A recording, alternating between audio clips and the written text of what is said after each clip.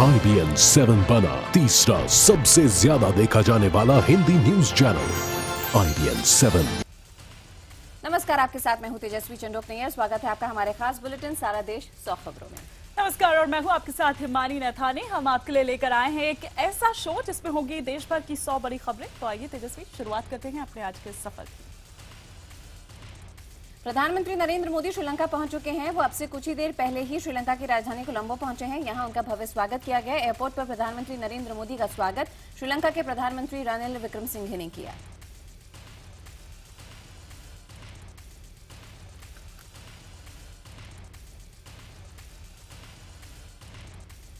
प्रधानमंत्री नरेंद्र मोदी पिछले 28 सालों में भारत के पहले प्रधानमंत्री हैं जो श्रीलंका की यात्रा पर हैं। प्रधानमंत्री नरेंद्र मोदी की श्रीलंका यात्रा उनके 5 दिवसीय विदेश दौरे का आखिरी पड़ाव है।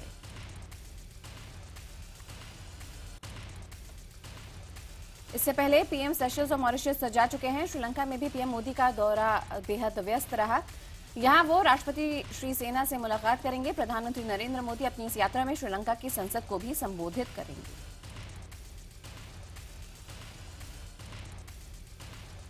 इस यात्रा की सबसे खास बात यह है कि प्रधानमंत्री नरेंद्र मोदी जाफना की भी यात्रा करेंगे। जाफना में भारतीय सहयोग से 20,000 मकान बनाए गए हैं जिसे मोदी श्रीलंका को सौंपेंगे।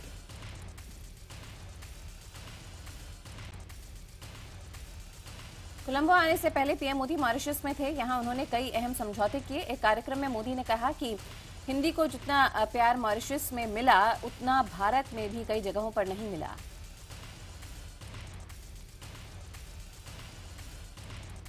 मॉरिशस यात्रा के दौरान प्रधानमंत्री मोदी भक्ति के रंग में रंगे नजर आए। उन्होंने पवित्र स्थल देखने के साथ भगवान शिव की पूजा अर्चना की। पीएम मोदी ने मॉरिशस में गंगा तालाब देखा और वहां तांबे के कलश में गंगोत्री से लेकर गए गंगा जल को अर्पित किया।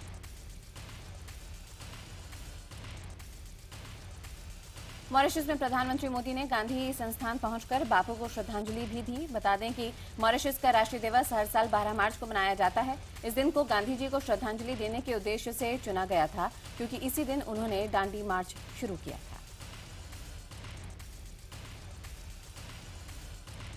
इधर आम आदमी पार्टी नेता राजेश गर्ग के बाद अब पूर्व कांग्रेसी विधायक आसिफ मोहम्मद खान ने संजय सिंह का स्टिंग करने का दावा किया है। IBN 7 से बातचीत करते हुए उन्होंने कहा कि आज दिन में 12 बजे इस स्टिंग को मीडिया के सामने लेकर आएंगे।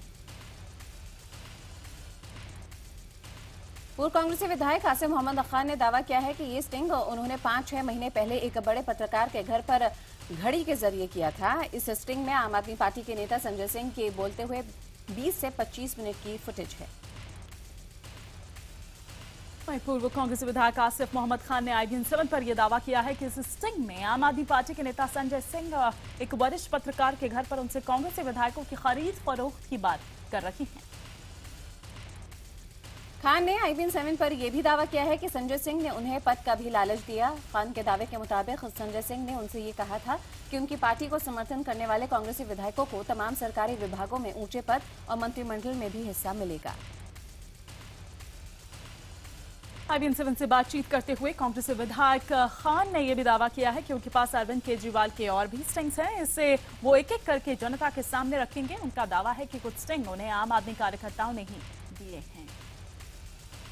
IBN 7 से बातचीत करते हुए आम आदमी पार्टी के वरिष्ठ नेता संजय सिंह अपने ऊपर लगे आरोपों को निराधार बता रहे हैं। उनका कहना है कि उनके खिलाफ अगर कोई स्टिंग हुआ है तो वो सामने आना चाहिए। आम आदमी पार्टी नेता संजय सिंह ने IBN 7 से बातचीत करते हुए ये माना कि उन्होंने पूर्व कांग्रेसी विधायक आसिफ मोहम्मद खान से मुलाकात की थी। संजय सिंह का कहना है कि लेकिन इस मुलाकात में किसी विधायक की खरीद फरोख्त की बात नहीं थी। आम आदमी पार्टी के नेता संजय सिंह के मुताबिक उस वक्त उनकी पार्टी ने उपराज्यपाल को सरकार बनाने की संभावना के लिए वक्त देने की चिट्ठी सौंपी थी और वो उसी सिलसिले में आसिफ मोहम्मद खान से मिले थे। अभी तक कांग्रेस की तमाम मुस्लिम चेहरे ही आम आदमी पार्टी के खिलाफ खुलासे कर रहे हैं। इनका कहना है कि आम आदमी पार्टी मुसलमान विधायकों को ही बीजेपी का डर दिखाकर तोड़ना चाहती थी। वैसे राजेश गर्ग के बाद अब आम आदमी पार्टी के अल्पसंख्यक विंग के ही एक नेता शाहिद आजाद ने भी केजरीवाल की कथित आवाज का एक ऑडियो टेप जारी किया है। शाहिद के मुताबिक इस टेप को उन्होंने 24 दिसंबर 2014 को रिकॉर्ड किया था। शाहिद की तरफ से जारी हुए इस ऑडियो टेप में अरविंद मुस्लिम बहुल इलाकों में मुसलमान उम्मीदवारों की टिकट दिए जाने को गैर जरूरी बता रहे हैं। इस ऑडियो टेप में कथित तौर पर शाहिद 11 सीटों पर मुस्लिम उम्मीदवार उतारने की मांग कर रहे हैं, लेकिन केजरीवाल इसके खिलाफ हैं। शाहिद के इस टेप की माने तो इसमें केजरीवाल आम आदमी पार्टी को मुसलमानों का वोट मिलने का दावा कर रहे हैं। टेप में वो कह रहे हैं कि मुसलमानों को लग रहा है कि इस बार मोदी का रथ तो आम आदमी पार्टी ही रोकेगी। इन तमाम विवादों के बीच आम आदमी पार्टी में नंबर 2 और दिल्ली के उप मुख्यमंत्री मनीष सिसोदिया ने चुप्पी साधे हुई है। उनका ये कहना है कि विवादों पर सिर्फ पार्टी की बात करेंगी, सरकार में अभी फिलहाल कामकाज में व्यस्त है। आम आदमी पार्टी का कहना है कि बेंगलुरु में इलाज करा रहे दिल्ली के मुख्यमंत्री अरविंद केजरीवाल इस पूरे घटनाक्रम पर नाराज हुए हैं। सूत्रों का कहना है कि फिलहाल उनका शुगर लेवल कम हुआ है, वो रविवार को वापस लौट सकते हैं। उधर अरविंद केजरीवाल की आवाज का स्टिंग करने वाले आम आदमी पार्टी के पूर्व विधायक राजेश गर्ग ने यह दावा किया है कि उन्हें जान से मारने की धमकियां मिल रही हैं। उन्होंने दिल्ली पुलिस से अपनी सुरक्षा की मांग की है। आम आदमी पार्टी के पूर्व विधायक राजेश गर्ग को धमकी देने वाले का अभी तक पता नहीं चल पाया है। वैसे राजेश गर्ग का दावा है कि ये शख्स खुद को आम आदमी पार्टी का शुभचिंतक बता रहा था।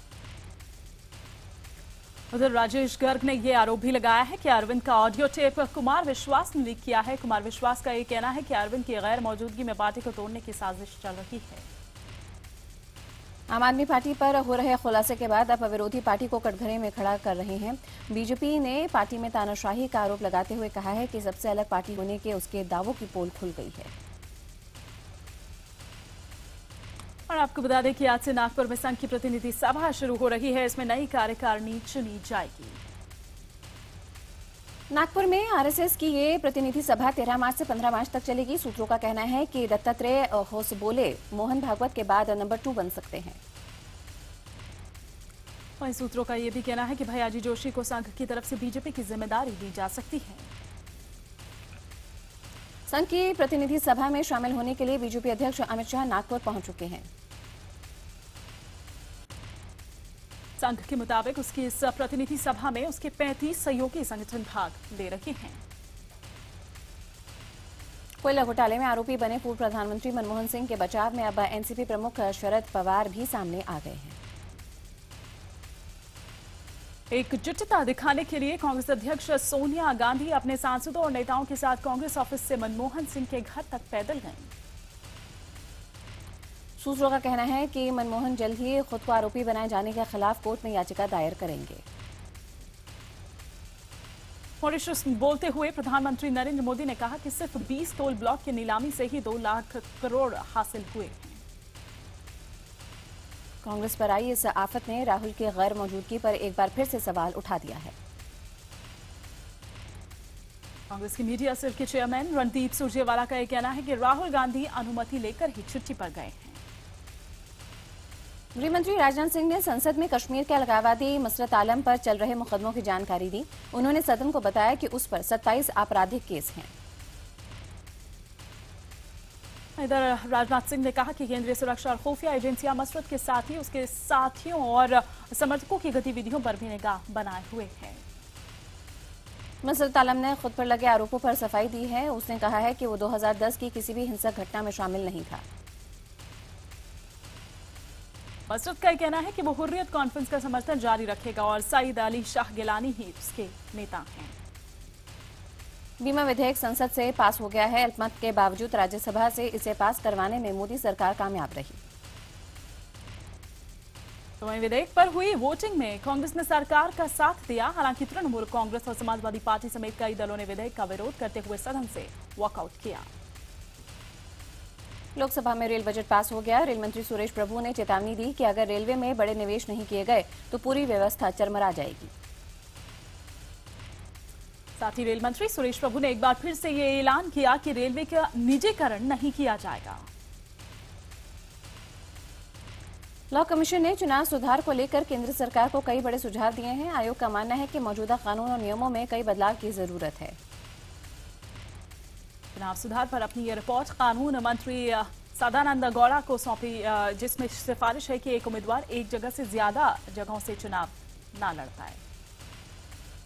सियासी दलों को चंदे पर अपनी सिफारिश देते हुए लॉ कमीशन ने कहा है कि कंपनियों के लिए ये अनिवार्य किया जाए कि सियासी दलों को चंदा देने से पहले वो एजीएम में शेयर होल्डर से इसकी मंजूरी लें। गांधी और सुभाष चंद्र बोस को ब्रिटिश एजेंट बताने के बाद पूर्व जज मार्कंडेय काटजू अब खुद को पागल खाने भेजने की वकालत कर रहे हैं। असल में वो अपने बयान पर विरोध से खफा हैं। फिर से बिहार का मुख्यमंत्री पद संभालने के बाद पहली बार नीतीश कुमार राज्यपाल से मिलने राजभवन पहुंचे। राज्यपाल से उनकी मुलाकात तकरीबन 1 घंटे तक चली।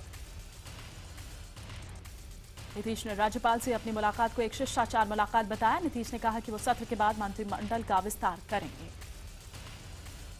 उड़ीसा के एडिशनल चीफ सेक्रेटरी पर कांग्रेस के विधायक ने अपनी प्रोफेसर पत्नी को प्रताड़ित करने का आरोप लगाया।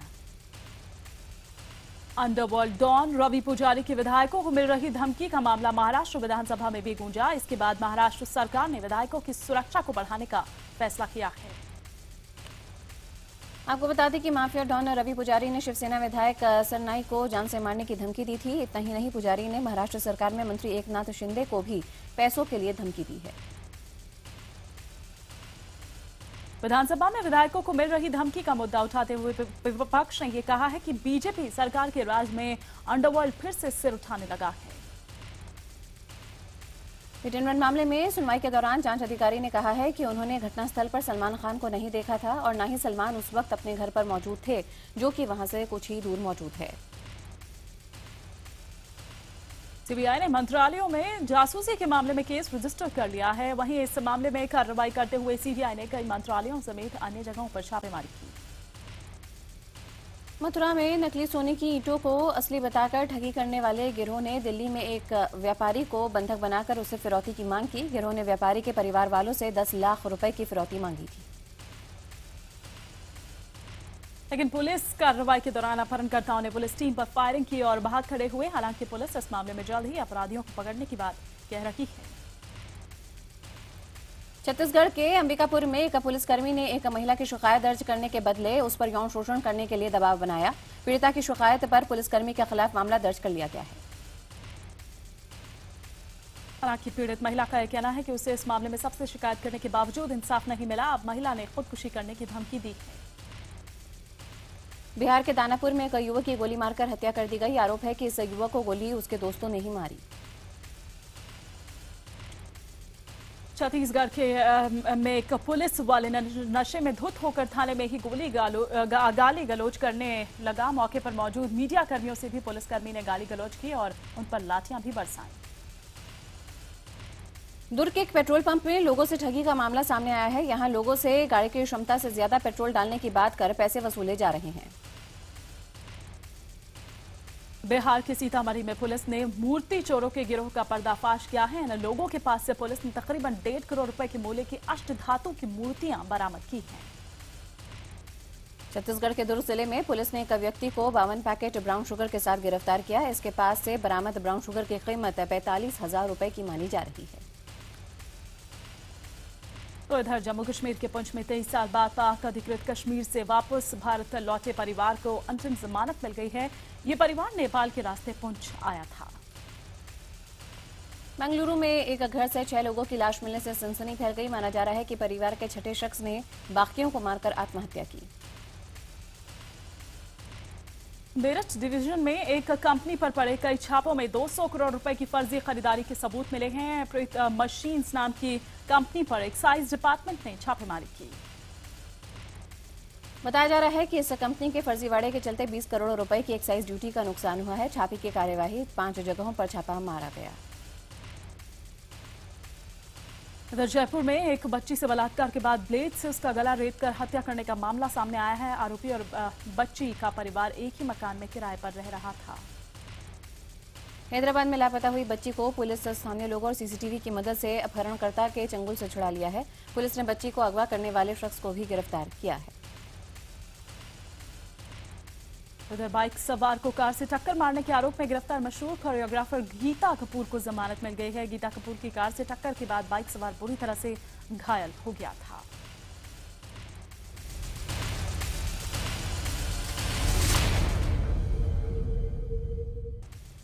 तो आप हैं हिमानी और तेजस्वी के साथ, देख रहे हैं सारा देश 100 खबरें। खबरों के सिलसिले को आगे बढ़ाते हैं। देश के वीवीआईपी लोगों के लिए हेलीकॉप्टर खरीदने में हुए घोटाले से दिल्ली में महंगी महंगी संपत्तियां खरीदी गई। नेटवर्क 18 को पता चला है कि आखिर अगस्ता वेस्टलैंड हेलीकॉप्टर की खरीद के लिए दिए गए कमीशन का पैसा कहां खर्च हुआ। सूत्रों के मुताबिक प्रवर्तन निदेशालय ने यह पता कर लिया है कि इस घोटाले के किंग पिन क्रिश्चियन मिशेल ने उस पैसे से दिल्ली में 3 जगहों पर 4 महंगी बेनामी संपत्ति खरीदी। घोटाले की रकम से दिल्ली के सफदरजंग, महरौली और ईश्वरनगर इलाके में संपत्तियां खरीदी गईं और अब ईडी इन बेनामी संपत्तियों को जब्त करने की प्रक्रिया शुरू करेगा। इधर सहारा मामले में आज सुप्रीम कोर्ट में अहम सुनवाई है। पिछली सुनवाई में उनके वकील ने अर्जी देते हुए कहा था कि कंपनी के पास बिजनेस डील से संबंधित नए प्रस्ताव हैं, इसलिए जेल के कॉन्फ्रेंसिंग रूम की बिजनेस डीलिंग के लिए सुविधा को 2 हफ्ते के लिए बढ़ा दिया जाए। सहारा के वकील की अर्जी पर सुप्रीम कोर्ट ने सेबी से जवाब मांगा था और सुनवाई के लिए आज की तारीख तय की थी।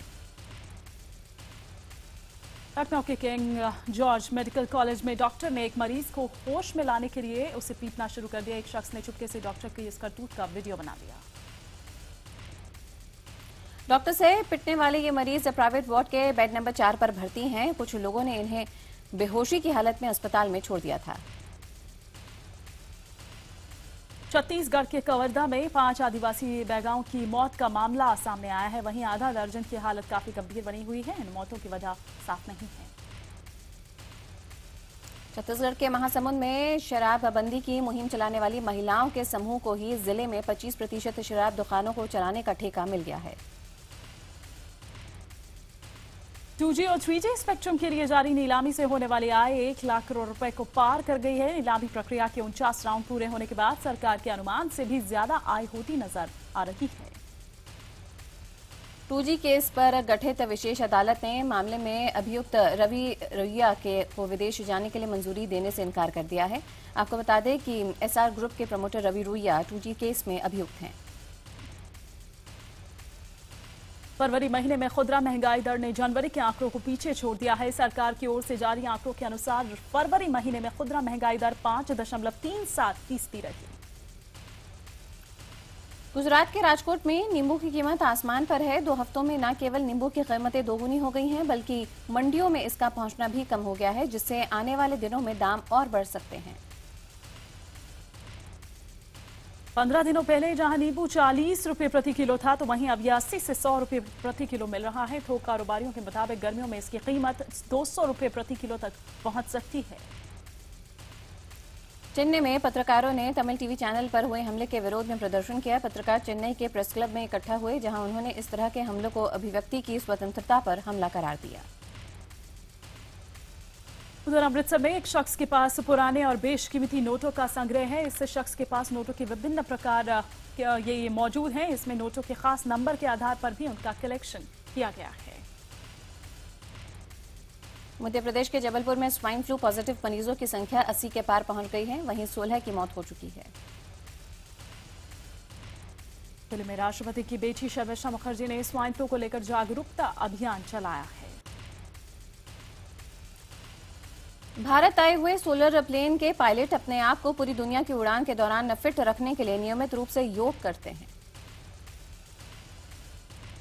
राजस्थान के कोटा में कार की खराब सर्विस से परेशान एक शख्स ने अपनी कार को कूड़ा फेंकने के लिए दान कर दिया। राजस्थान क्रिकेट संघ का विवाद थमने का नाम नहीं ले रहा। ललित मोदी को अविश्वास प्रस्ताव से प्रेसिडेंट पद से हटाने के फैसले पर अब राजस्थान हाईकोर्ट ने सवाल खड़ा कर दिया है। आरसीए का दफ्तर सील कर दिया गया है। कोर्ट ने 30 मार्च को स्पोर्ट्स काउंसिल के चेयरमैन जेसी मोहंती को भी तलब किया है। कर्नाटक ने 8वीं बार रणजी ट्रॉफी का खिताब अपने नाम कर लिया है। कर्नाटक ने तमिलनाडु को एक पारी और 217 रन से मात देकर खिताब अपने नाम किया। जिला कलेक्टर के साथ फोटो खिंचवाने से इनकार करना सलमान खान को काफी भारी पड़ गया। फोटो खिंचवाने से मना करने पर राजस्थान के राजसमंद जिले के कलेक्टर ने उनकी फिल्म की शूटिंग बंद करा दी। शूटिंग बंद होता देख सलमान को जिला कलेक्टर की बात मान पड़ी। सुशांत सिंह राजपूत का कहना है कि अगर उन्हें कभी जासूसी करने को मौका मिला तो वे आमिर खान की जासूसी जरूर करना चाहेंगे, क्योंकि वे जानना चाहते हैं कि 25 साल बाद भी वे इतने बेहतरीन एक्टिंग कैसे कर लेते हैं। इधर अजय देवगन फिल्म फितूर में कैमियो करने के लिए दिल्ली पहुंच चुके हैं। पहले ये खबर आ रही थी कि अजय ने इस फिल्म में कैमियो करने से इनकार कर दिया था। फितूर में कटरीना कैफ और आदित्य रॉय कपूर के साथ रेखा भी अहम किरदार में हैं। कृति सुनान ने प्रभुदेवा की फिल्म सिंग इज ब्लिंग को छोड़ दिया है। कृति का कहना है कि बार बार सिंग इज ब्लिंग की शूटिंग टल रही थी, इसलिए उन्हें अपने डेट्स को लेकर प्रॉब्लम हो रही थी।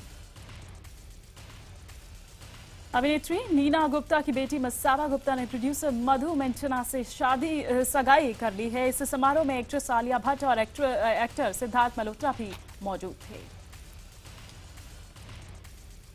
सारा देश 100 खबरों में फिलहाल इतना ही। खबरें आगे भी जारी हैं।